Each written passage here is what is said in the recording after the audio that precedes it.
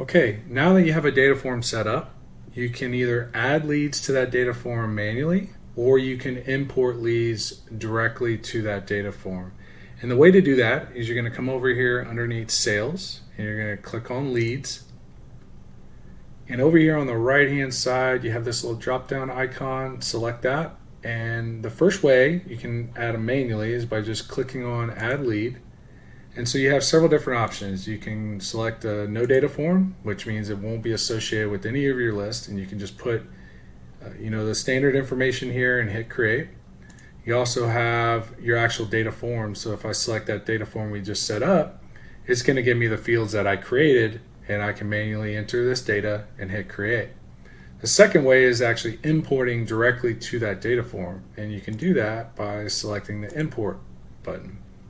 So here you're going to select the data form that you want it to go to, and you're presented with a download form CSV template. I mentioned in the previous video about how important the names of your data fields matches to your CSV header column.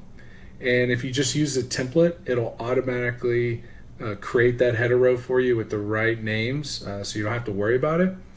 So if you want to download the CSV template, you can do it here. Just click on the CSV template and you are presented with this. So here you have the header row already provided. Now I already went ahead and filled out the information just so we can save a little time in this video, but you have the header row already taken care of for you with first name, last name, email, phone, company. Those were the data fields that we set up that were case sensitive, right? Spelled exactly like this with spaces here, with the last name, capital L, capital N, exactly like this. So putting email address here, or email all lowercase, or name, or first underscore name won't match. It has to be exact. So using the CSV template, you'll never go wrong. And then at this point, you can copy over your data from your other sources, or if you're just going to use a source that you've downloaded from one of your CRMs, make sure that the header row matches the data fields you created in your data form, and you'll have no issues.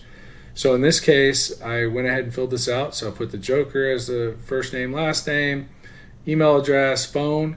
One thing about phone, if you're in US or Canada, I just always put it in this format. No need to put the country code. If you do put the country code, that's okay. But at this case, in this point, I just don't put any country code for US or Canada. All other countries, you need to put your actual country code in here, because that's how the system will dial out with that actual country code. And then company name. So you're going to want to save this. If you just save the CSV after you open it, you'll have no problems. But if you're going to save as, make sure you're selecting just CSV, not CSV UTF-8 or any of the other different CSVs, just a normal CSV. Save that on your desktop. Once you have that saved, now you can come into your leads view, and you're going to select file upload and go find that file on your desktop or wherever you have it. And then you have what are called labels. So labels are list references. So for instance, if you just want one data form and you want to import all your data to that data form over time, you may want to reference those leads so you can filter them later. So for instance, you may have just one data form for all of your webinars. However, you want to tag the leads that you import on this import from like webinar series 1, 2, 3 or webinar series 5, 6, 7. That way, when you come into your leads view, you can filter not only by that data form, so you can get all webinar attendees, but then you can filter again for all leads associated with webinar series 1, 2, 3, right? In this case, I'm not going to put any labels in. I'm just kidding. You can put as many labels as you want.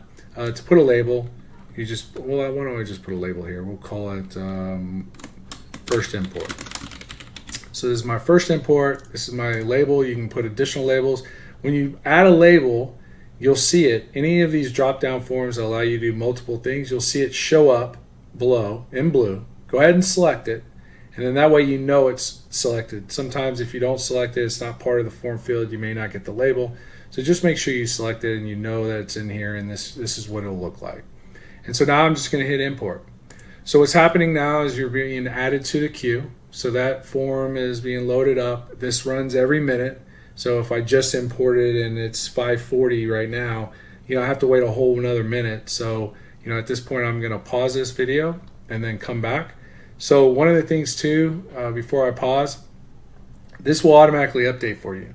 So you don't have to keep hitting refresh. So there we go. It's already imported. So now it's done 100%. Now if I go to my leads view, I will see all my leads here, right? The videos to follow show you more about filtering, but just kind of give you an understanding of that label. Since we're here live with it, you can click filter, and then you have your list label here. You also have your data forms to filter by, and the filter video to follow this. But that's how you import your leads. You can either add them manually or you can import them through CSV.